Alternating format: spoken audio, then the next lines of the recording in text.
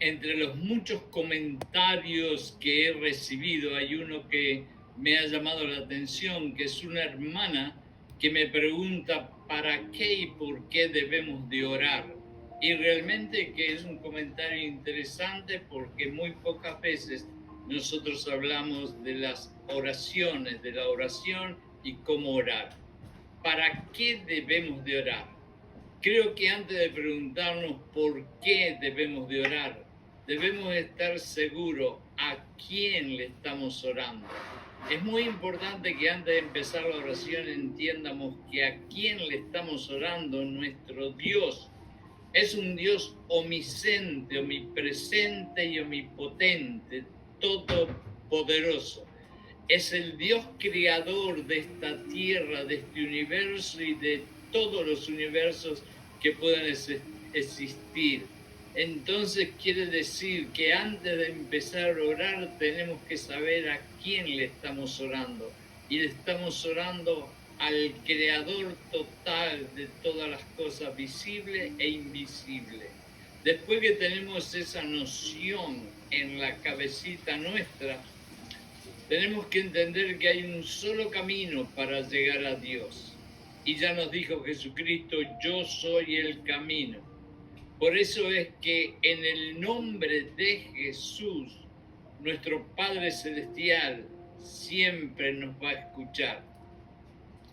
La razón que es a ese Dios todopoderoso a quien debemos de orarle es porque según Juan 3, 16, 17, de tal manera Dios amó al mundo y a todos nosotros pecadores, que sacrificó a su único querido Hijo para que todo aquel que creyera en Él tenga vida eterna. ¿Por qué debemos de orar? ¿Para qué oramos? La oración es la llave al corazón de Dios. La oración es el único camino para establecer una relación real y personal con Dios, para reconocer que Él es Dios y aceptamos nosotros su increíble regalo, que es su Hijo Jesucristo. Para confesar nuestros pecados y arrepentirnos. Esa es una de las razones por la cual nosotros oramos. Oramos también para adorarle, porque alabar a Dios lo hacemos también cuando estamos orando.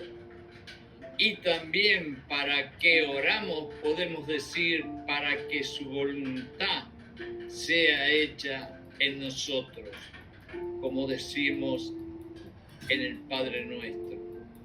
La Biblia nos enseña que sabemos y debemos orar sin cesar y que en todo le demos gracias a Jesucristo. Debemos orar sin cesar. Muchas veces pensamos qué quiere decir. Si quiere decir que tenemos que estar arrodillados en una silla, en una mesa, en el suelo, y estar orando 24 horas al día, y eso no es realmente lo que significa eso, sino que orar sin cesar es tener la mente continuamente durante el día en la presencia y en el amor y en la mente de nuestro Dios. Es decir, pensar continuamente en Dios, Jesucristo y las cosas de Dios y Jesucristo es orar sin cesar. Porque cualquier cosa que nosotros vayamos a hacer, desde comprar un par de zapatos hasta ir a la escuela o al trabajo o caminar a la bodega, nosotros vamos a llevar a Dios y Jesucristo en nuestra mente y todo lo que hagamos va a estar relacionado con esos pensamientos que tenemos de Dios y Jesucristo. Y eso es parte de orar sin cesar, cuando tenemos continuamente la presencia de Dios y Jesucristo en nuestra mente. Sabemos que cuando vamos a Dios con una oración, alcanzamos un nivel maravilloso de intimidad con Él y con Jesucristo. Y entonces sabemos que Él nos está escuchando con amor, porque debemos orar. Y debemos orar con honestidad. ¿Cómo es que oraremos? Jesús les dio a sus discípulos y por lo tanto a todos nosotros un ejemplo de cómo orar. Este es el Padre Nuestro que todos ustedes conocen. El Padre Nuestro no es para que exactamente todos los días y en todo momento digamos las mismas palabras, aunque lógicamente es aceptable y es maravilloso poder decirlas. Pero el Padre Nuestro más que nada es un ejemplo que Jesucristo les dio a los discípulos para que ellos supieran confesionar o diseñar sus oraciones. Eso es el Padre Nuestro. Pero sobre todas las cosas, nuestra actitud cuando oremos tiene que ser una actitud de sinceridad, de honor, de respeto, de reverencia. Y sobre todas las cosas, cuando oremos, tenemos que tener una actitud de humildad. Humildad, humildad, humildad. Son las tres palabras que definen un cristiano y a un hijo de Dios. Jesús nos dejó el ejemplo del orden de nuestras palabras cuando oremos. Y eso es el Padre Nuestro. Pero también nos dejó el ejemplo de la mayor actitud que debemos tener cuando oremos. Y eso se llama, otra vez repito, humildad. Antes de orar, tendríamos que hacernos una búsqueda interior y arrepentirnos si hemos pecado. Antes de orar, tendríamos que confesar y arrepentirnos de todo aquello que pueda ser algo que no es ni le pertenece a Dios. Para poder hablar con Dios con un corazón justo y limpio, tenemos que arrepentirnos antes de empezar la oración.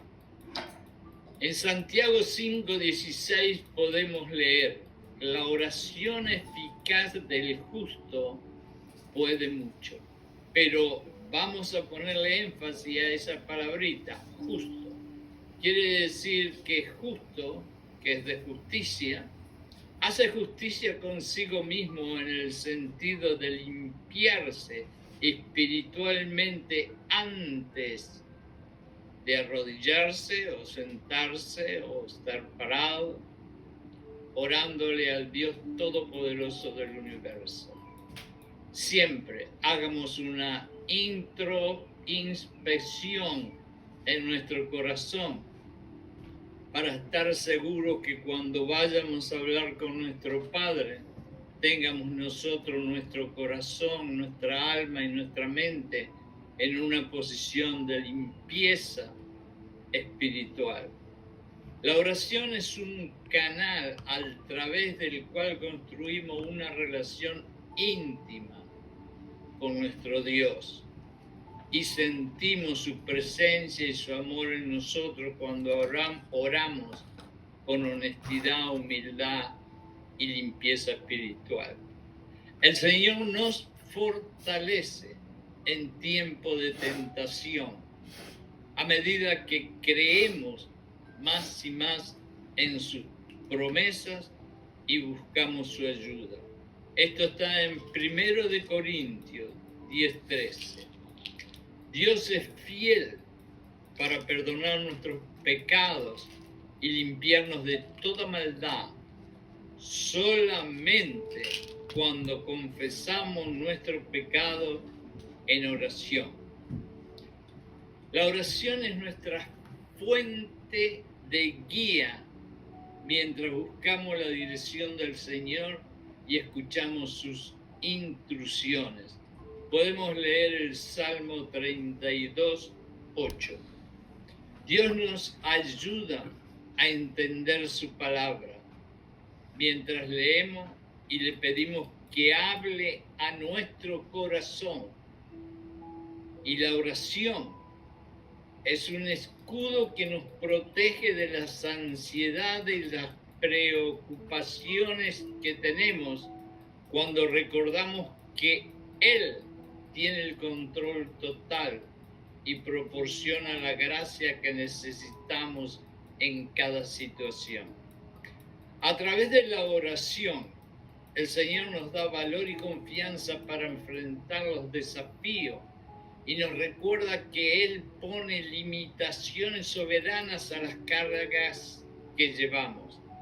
La oración trae la curación emocional y física de Dios, así como una guía cuando estamos confundidos acerca de las heridas emocionales, espirituales que hemos experimentado. Recibimos el poder del Espíritu Santo que nos fortalece para enfrentar situaciones difíciles. La oración puede impactar a otras personas en cualquier parte del mundo, porque se crea un triángulo cuando oramos con humildad y limpieza espiritual. Y ese triángulo somos nosotros orando, es Dios escuchando y es la otra persona por quien estamos orando o la otra causa por la que estamos orando. Es un triángulo. La oración entre nosotros, para ser sinceros, tendría que ser una prioridad y yo tendría que preguntarme todos los días, ¿con qué frecuencia yo oro? ¿Qué me impulsa a mí a orar o qué es lo que me obstaculiza el hecho de que yo quiero orar? ¿Cómo puedo yo hacer de la oración un hábito diario que todos los días pueda orar? ¿Qué tan seguro yo estoy de que el Señor responderá a mis peticiones? Tenemos que escuchar en ese sentido a Marcos. Pero cuando escuchamos a Marcos, tenemos que confiar 100% en que sí, el Señor está escuchando mis oraciones y está dispuesto a contestarlas. En Marcos 11:24, para terminar el mensaje, leemos: por lo tanto, yo les digo que cualquier cosa que le pidas a Dios en tu humilde oración, créemelo, que Dios te lo dará y será tuyo. ¿Por qué y para qué oramos? Es para que nuestra comunión con Dios sea más fuerte, más cercana, y para que nuestras oraciones puedan viajar en lo invisible por este mundo para hacer obras de caridad, de bondad, de compasión, de misericordia, de amor y de gracia para beneficiar a otras personas primero, a otras causas del reino de Dios y a nosotros y nuestra familia también. Oremos, oremos y oremos en el nombre de nuestro sagrado Salvador Jesucristo.